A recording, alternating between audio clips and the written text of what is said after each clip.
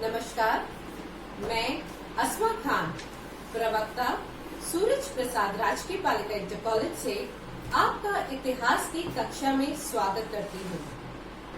आज हम इतिहास में अपने दूसरे अध्याय यानी कि विचारक, विश्वास एवं इमारतों के दूसरे भाग को पढ़ेंगे। इस भाग में हम देखेंगे कि इस अध्याय की समाप्ति के पश्चात आप सभी छात्र व छात्राएं निम्नलिखित बातों को समझने में सक्षम होंगे, जैसे कि लौकिक सुखों से आगे महावीर का क्या संदेश था। साथ में हम जब महावीर का संदेश पढ़ रहे हैं तो महावीर के संक्षेप में हम जीवनी भी पढ़ेंगे। साथ ही जैन धर्म का दर्शन क्या था, महात्मा बुद्ध एवं ज्ञान की खोज, ये भी हम पढ़ेंगे। साथ ही साथ महात्मा बुद्ध की भी जीवनी हम संक्षेप में देखेंगे। गौतम बुद्ध की शिक्षाएं क्या थीं? गौतम बुद्ध के अनुयायी भिक्षु एवं भिक्षुणियों के लिए क्या नियम रहे, ये सारी बातें हम इस भाग में पढ़ेंगे। तो आइए शुरू करते हैं हम सबसे पहले महावीर स्वामी के बारे में और देखते हैं महावीर स्वामी की जीवनी क्या थी। महावीर स्वामी का जन्म 540 ईसा पूर्व में वैशाली के कुंड ग्राम में हुआ था। उनकी माता का नाम त्रिशला और पिता महाराज सिद्धार्थ थे। उनको कई नामों से जाना जाता था, जैसे कि वर्धमान, महावीर, संतमणि इत्यादि। उनके भाई नंदीवर्धन व बहन सुदर्शना थी। महावीर स्वामी का विवाह राजकुमारी यशोदा से हुआ था और महावीर स्वामी के माता पिता की मृत्यु उपरांत उन्होंने वैराग्य लेने की मन में ठानी। उसी के बाद उन्होंने अपने भाई से आज्ञा ली और 30 वर्ष की उम्र में उन्होंने सांसारिक सुखों को छोड़कर वैराग धारण किया और जंगल में केशलोच के साथ तप करने चले गए। 12 वर्ष तक कठोर तपस्या उपरांत ऋजुपालिका नदी के तट पर साल वृक्ष के नीचे उन्हें सच्चा ज्ञान प्राप्त हुआ और इसी के बाद वे केवलिन नाम से जाने जाने लगे। महावीर स्वामी त्याग, प्रेम और अहिंसा का संदेश पूरे संसार में फैलाने चले गए और इसी के बाद वे हमारे सामने 24वें तीर्थंकर के रूप में सामने आए। तो आइए हम देखते हैं जैन धर्म में हम क्या क्या पढ़ेंगे। जैन धर्म का दर्शन आखिर था क्या? जैन भिक्षुओं के बनाए गए नियम क्या थे? वो उनके जीने का तरीका कैसा था? और सबसे महत्वपूर्ण, जैन साहित्य कैसे बना और कैसे अस्तित्व में आया, ये हमें जाना बहुत जरूरी हो जाता है। तो सबसे पहले हम चलते हैं और पढ़ेंगे लौकिक सुखों के आगे महावीर का संदेश। लौकिक सुख। अब लौकिक सुख से आप क्या समझते हैं बच्चों? लौकिक सुख जैसा कि सांसारिक जीवन का सुख, गृहस्थ जीवन का सुख, सांसारिक भौतिक वस्तुओं का सुख, लोभ, विलासता, ये सभी लौकिक सुख हैं। इन सब से हटकर जीवन है। महावीर स्वामी से भी पहले 23 तीर्थंकर रह चुके हैं। जैसा कि मैं आपको बता ही चुकी हूँ, महावीर स्वामी 24वें तीर्थंकर थे। मनुष्य को सभी दुखों से आगे जाना। अब दुख क्यों होता है? दुख अपनी इच्छाओं की वजह से होता है। दुख भौतिक वस्तुओं की वजह से होता है। संबंधों, पीड़ा, ये सभी दुख हैं। ये एक ऐसी स्थिति हो जाती है जहाँ दुख एवं सुख से परे जीवन है। सबसे महत्वपूर्ण अवधारणा जैन धर्म में ये है कि ये पूरी दुनिया प्राणवान है। अब प्राणवान से आपका क्या तात्पर्य है? प्राणवान से मतलब है कि हर एक जीव, हर एक वस्तु में प्राण है। हर एक पत्थर, पानी, चट्टान, पेड़, पौधे, कीड़े मकोड़े, सभी में जान है। यही उनका मानना था। हमें गलती से भी उन्हें हानि नहीं पहुंचानी है। जीवित प्राणियों को कोई चोट नहीं पहुंचानी चाहिए, उनका ये मानना था। इसी वजह से जो जैन भिक्षु रहे हैं, उन्होंने अपने मुंह पर कपड़ा बांधा या मास्क पहना, वो इसलिए कि गलती से भी कोई कीट पतंगा भी उनके मुंह में आकर मर ना जाए। लौकिक सुखों में हम आगे देखेंगे कि जन्म और पुनर्जन्म का जो चक्र है वह मनुष्यों के कर्मों पर आधारित होता है। उनका मानना था कि यदि हम अच्छे कर्म करेंगे तो ही इस योनि में पैदा होंगे, और यदि हम बुरे कर्म करेंगे तो इस योनि में हम नहीं आ सकेंगे। तो हमें हमेशा अच्छे ही कर्म करना है। इसके साथ कर्म के चक्र से स्वयं को मुक्त करने के लिए तपस्या यानी कि तप ही जीवन का रास्ता है। मोक्ष की प्राप्ति हेतु लौकिक सुखों को आपको त्याग करना होगा। लौकिक सुखों जिसके लिए जैन धर्म ने त्रिरत्न की महत्वता दी है। त्रिरत्न साम्यक ज्ञान, साम्यक दर्शन और साम्यक आचरण। इन त्रिरत्नों को फॉलो करके, अनुसरण करके हम लौकिक सुखों से दूर हटके मोक्ष की प्राप्ति कर सकेंगे। महावीर का संदेश जो था वही जैन धर्म का दर्शन है। इसके लिए जैन भिक्षुओं को बनने के लिए कुछ नियम थे। वे किस प्रकार थे? पहला, हत्या करने से बचना, यानी कि हत्या नहीं करना, चोरी नहीं करना है, झूठ नहीं बोलना है, ब्रह्मचर्य का पालन करना है और आय से अधिक संपत्ति रखने से बचना है। ये वो नियम थे जो जैन भिक्षु बनने के लिए अनुसरण किए जाते थे। पहले से 4 ये नियम या सत्य चल रहे थे। महावीर स्वामी ने जो 5वां व्रत फॉलो करवाया था वो था ब्रह्मचर्य का पालन करना। इस प्रकार ये 5 नियम बने जो आगे भिक्षुओं ने पालन किए। तो आइए हम देखते हैं कि किस प्रकार जैन साहित्य और जैन धर्म का प्रसार हुआ। महावीर स्वामी की दी हुई सारी शिक्षाएं, उनके दिए हुए नियम, उनके दिए हुए निर्देश, बताई हुई सारी बातों को उनके अनुयायियों ने साहित्य के रूप में संकलित किया। जैन आगमों के भी अतिरिक्त कई जैन साहित्य हुए हैं, जैसा कि फॉर एग्जाम्पल उदाहरण के तौर पर हम देखते हैं कल्प सूत्र, जो कि भद्र बाहु द्वारा रचित है। इसमें तीर्थंकरों की जीवनी है, साथ ही साथ भिक्षुओं के लिए नियम भी हैं। तो ये जैन आगमन थे। इसके साथ साथ उनके नियम कहानियों के रूप में थे, जो कि आम लोगों से अपील करते थे।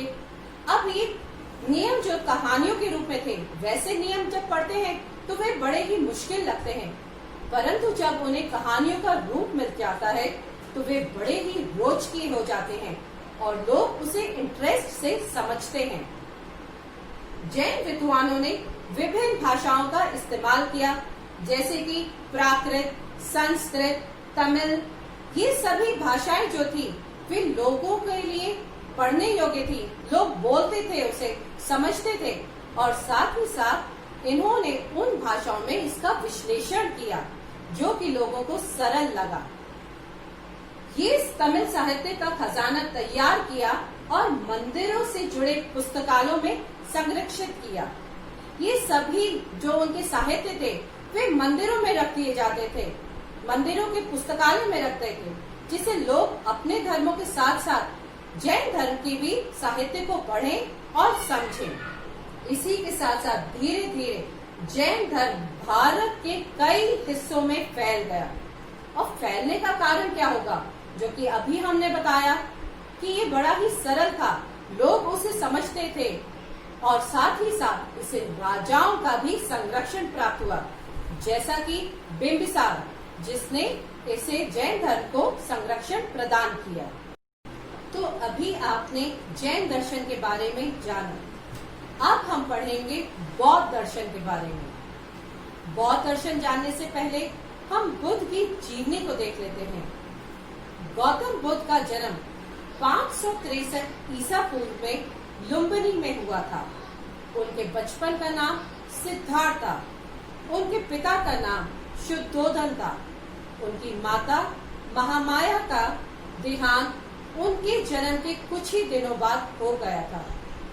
सिद्धार्थ का लालन पालन उनकी मौसी महाप्रजापति गौतमी ने किया था। 16 वर्ष की अल्प आयु में उनका विवाह यशोधरा से हो गया था, लेकिन उनका सांसारिक मोह माया में मन न लगा, जिस वजह से 29 वर्ष की आयु में उन्होंने गृह त्याग किया और इस घटना को महाभिनिष्क्रमण कहते हैं। 6 वर्ष की कठोर तपस्या के पश्चात 35 वर्ष की आयु में एक पीपल वृक्ष के नीचे उन्हें ज्ञान की प्राप्ति हुई। तत्पश्चात सिद्धार्थ बुद्ध कहलाए और उसी के बाद उस पीपल वृक्ष को बोधि वृक्ष के नाम से जाना जाने लगा। भगवान बुद्ध का जीवन, उनके विचार आज भी प्रासंगिक है। अब हम जब बात कर रहे हैं गौतम बुद्ध ने गृह त्याग किया, तो ऐसी कौन सी घटनाएं हुई जिसकी वजह से उन्होंने गृह त्याग किया? एक बार वसंत ऋतु के दिन जब सिद्धार्थ बगीचे पे भ्रमण कर रहे थे, तो उन्होंने देखा एक बूढ़े आदमी को। बूढ़ा आदमी जिसका शरीर जर्जर था, दांत टूटे हुए थे, वह बड़े कष्ट में था। फिर उन्होंने एक रोगी को देखा। रोगी जिसका शरीर पीला पड़ चुका था, सांस लेने में दिक्कत थी, सांस तेजी से चल रही थी, वो भी बड़े कष्ट में था। फिर तीसरी बार सिद्धार्थ ने एक अर्थी को देखा, जिसे 4 लोग अपने कांधे पर रखकर जा रहे थे रोते हुए। और चौथी बार उन्होंने देखा एक सन्यासी को, जो हंसता मुस्कुराता अपना जीवन जीता जा रहा था। तो इन 3 घटनाओं में सिद्धार्थ ने एक दुख, किस प्रकार से रोना, यही कष्ट देखे। और चौथी बार उन्होंने देखा एक सन्यासी को, जो हंसता मुस्कुराता जा रहा था, जिससे उन्होंने देखा कि जीवन का, संसार का सुख एक सन्यासी जीवन में है। इसीलिए उन्होंने गृह त्याग कर संन्यास ग्रहण। तो अब हम गौतम बुद्ध की शिक्षाओं के बारे में पढ़ते हैं। 4 आर्य सत्य और अष्टांगिक मार्ग बौद्ध भिक्षुओं का मजबूत बनाने का आधार है। अब 4 आर्य सत्य क्या हैं? दुनिया दुख और कष्टों से भरी है। यहाँ पर हमें सबसे पहले ये जानना चाहिए कि दुख आखिर है क्या। दुख यानी कि इच्छाएं। इच्छाएं किस प्रकार से? बीमार को अच्छा होने की इच्छा, मरने वाले को जीने की इच्छा, खोने वाले को पाने की इच्छा, भौतिक वस्तुओं के होने की इच्छा। और यदि ये इच्छाएं पूरी नहीं होती तो दुख होता है और दुनिया दुखमयी होती है। इसका उदाहरण आप ही से समझ लीजिए। हमारी यदि कोई इच्छा होती है और पूर्ण नहीं होती है तो हमें दुख होता है। तो कहने का अर्थ है सभी पीड़ाओं का एक कारण इच्छा यानी कि तृष्णा है। सभी दुखों का जोड़ इच्छा ही है। दर्द और दुख का अंत इच्छाओं से छुटकारा मिलने पर ही होता है। यदि हमें दुख को हटाना है तो सबसे पहले हमें इच्छाओं को दूर करना पड़ेगा। और ये इच्छाएं कैसे दूर होंगी? अष्टांगिक मार्ग के द्वारा इन्हें नियंत्रित करा जाता है। तो अब हम जाने ये अष्टांगिक मार्ग क्या है जिससे इन इच्छाओं को कम किया जा सकता है। सम्यक विचार, सम्यक विश्वास, सम्यक कर्म, ये प्रज्ञा स्कंध है। प्रज्ञा स्कंध यानी कि बुद्धि और ज्ञान से विचार करने, विश्वास करना और कर्म करना। सम्यक वाक, सम्यक जीविका और सम्यक प्रयास, ये शील स्कंध है। शील स्कंध यानी अच्छा आचरण करना, अच्छे कर्म करना। और फिर सम्यक स्मृति, सम्यक समाधि, समाधि स्कंध यानी कि एकाग्रता, चित्त, योग, साधना। तो कहने का अर्थ ये है कि इन तीनों स्कंदों का अनुसरण करके, इन तीनों स्कंदों के माध्यम से इन अष्टांगिक मार्गों का अनुसरण कर हम इच्छाओं, तृष्णा को, डिजायर्स को कम कर सकते हैं। और यदि ये इच्छाएं कम होंगी तो दुख भी कम होगा और मोक्ष की ओर हम बढ़ चलेंगे। जैसा कि मैं आपको पहले ही बता चुकी हूँ, बुद्ध की मौखिक तौर पर दी हुई शिक्षाएं, उनके नियम व दर्शन को बुद्ध के अनुयायियों ने त्रिपिटक के रूप में संकलित किया। यही वो शिक्षाएं कहानियों के माध्यम से हमारे सामने आए।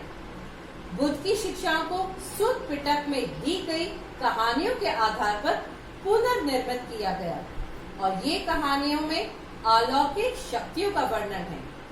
यहाँ अलौकिक से क्या मतलब है? अलौकिक जो इस लोक की नहीं थी, जो ईश्वर व देव से संबंधित आधारित कहानियां थी। जैसा कि बच्चों हमारे नानी दादी बचपन में हमें कहानियां सुनाती थी, उसी प्रकार की कहानियां थी। तो इसी तरीके की कहानियों के बारे में हम जानेंगे जो बुद्ध से संबंधित थी। पहली कहानी, मृत बच्चे की माँ। एक मृत बच्चे की माँ अपने बच्चे को लेकर बुद्ध के पास गई और उनके पास जाकर उसने कहा कि उसके बच्चे को जीवित कर दे। परंतु बुद्ध ने उसके बच्चे को जीवित तो नहीं किया, वरन उसको ये समझाया कि वह क्यों उसकी मृत्यु हुई और समझाकर उसे वापस भेज दिया। इसी तरीके की एक और कहानी के बारे में हम जाने। जब सीगल नामक अमीर गृहपति को बुद्ध ने सलाह दी। सलाह किस तरीके की? कि मालिक को अपने नौकर व कर्मचारियों की 5 प्रकार से देखभाल करनी चाहिए। तो बच्चों, वो 5 प्रकार क्या थे? 5 प्रकार कि कर्मचारियों को उसकी क्षमता के अनुसार काम देना चाहिए, उन्हें अच्छा भोजन व समय पर भोजन देना चाहिए, उन्हें मजदूरी देनी चाहिए और जब वे बीमार हो तो उनकी देखभाल करनी चाहिए, उनके साथ बैठकर भोजन ग्रहण करना चाहिए व स्वादिष्ट भोजन देना चाहिए और समय समय पर उन्हें छुट्टी भी देनी चाहिए। इसी तरीके की एक और कहानी आपने सुनी ही होगी, अंगुलीमाल और बुद्ध की। तो ये सारी कहानियां कैसी थी? ये कहानियां बुद्ध से संबंधित थी। तो अब हम देखते हैं गौतम बुद्ध के अनुयायी। तो हमने देख लिया किस प्रकार से बौद्ध धर्म धीरे धीरे पूरे संसार में लोकप्रिय होता जा रहा था। अब बुद्ध के शिष्यों की संख्या भी निरंतर बढ़ती गई, जिसके लिए उन्होंने संघ की स्थापना की और कुछ ऐसे भिक्षुओं की संस्था बनी जो धर्म के शिक्षक बने और आने वाले अनुयायियों को भी शिक्षा प्रदान करने लगे।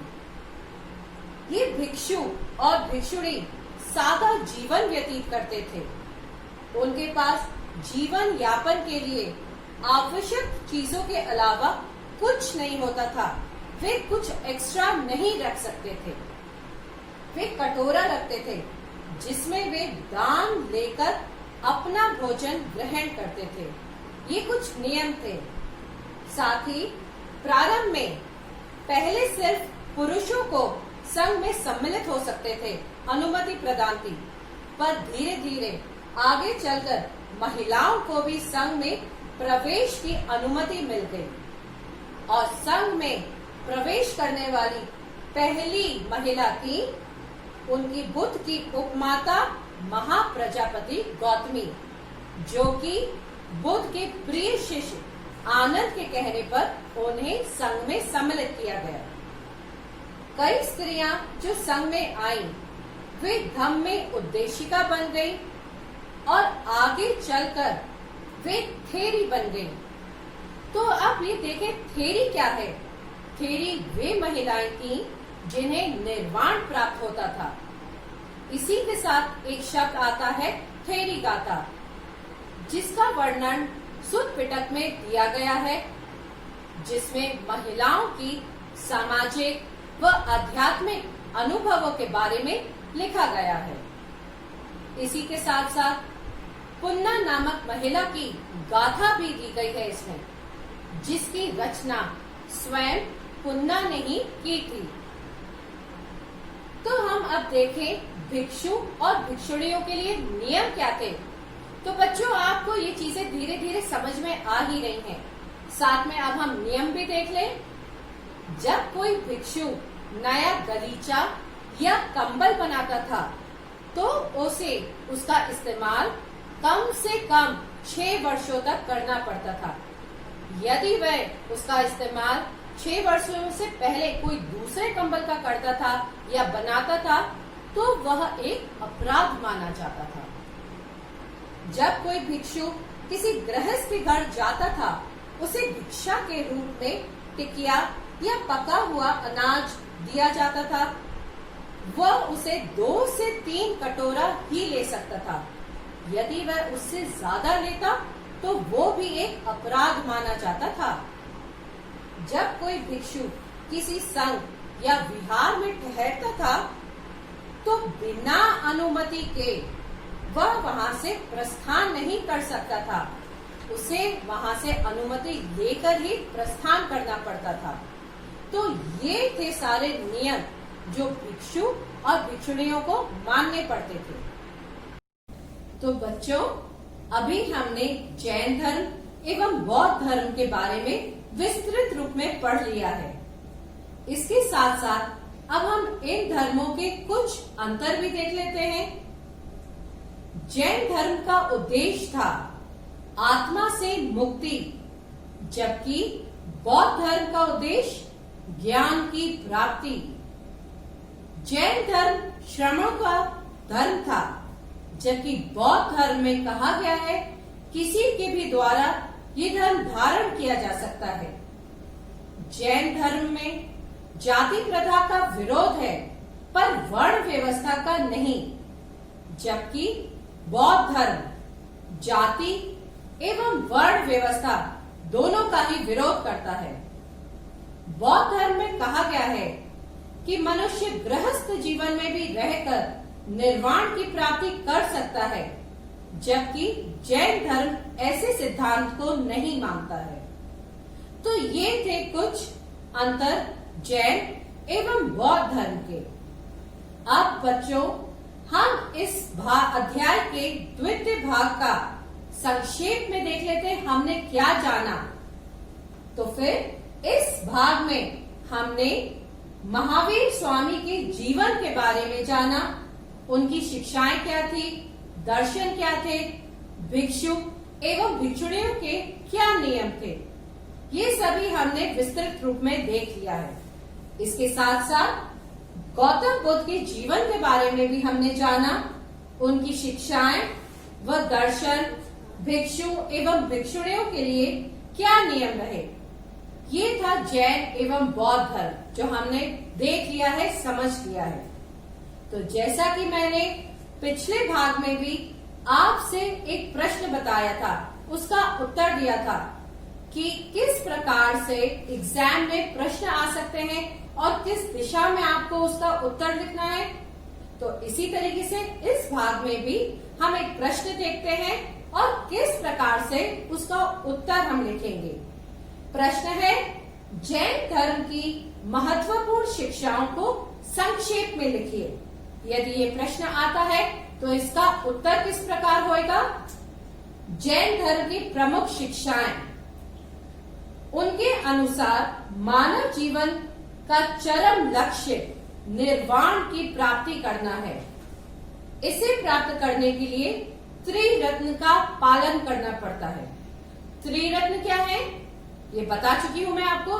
साम्यक ज्ञान, साम्यक दर्शन और साम्यक आचरण। इसी के साथ साथ जैन धर्म के अनुसार संपूर्ण विश्व प्राणवान है। तो ये है आपका प्रश्न और किस तरीके से उसका आंसर आपको लिखना है ये आप समझ चुके हैं।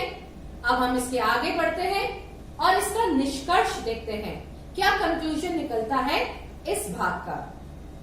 बौद्ध धर्म के अनुसार निर्वाण के द्वारा मृत्यु और जन्म से छुटकारा मिल सकता है, यानी कि जीवन मरण का जो चक्र है उससे छुटकारा मिल जाएगा। और निर्वाण तभी हासिल होएगा जब हम उसका अच्छे आचरण को फॉलो करेंगे। साथ ही ये मृत्यु उपरांत कभी नहीं हासिल किया जा सकता, जीवित रहने पर ही इसको हासिल किया जा सकेगा। आचार और नैतिक मूल्यों को प्राप्त करने के लिए आचरण की नैतिक आचार संहिता भी जरूरत है।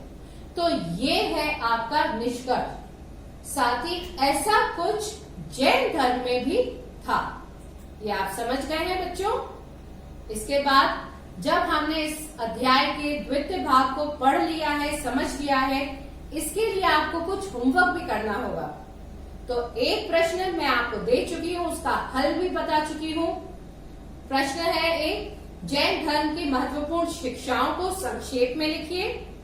ये आपने समझ ही लिया है।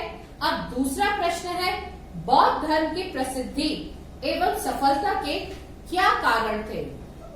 वैदिक, उत्तर वैदिक काल से चली आ रही सामाजिक जटिलताएं जैसे कि धार्मिक संकीर्णताएं, कर्मकांड, पशु बलि आदि से ग्रस्त ये परिस्थितियां बौद्ध धर्म के लिए अनुकूल थीं।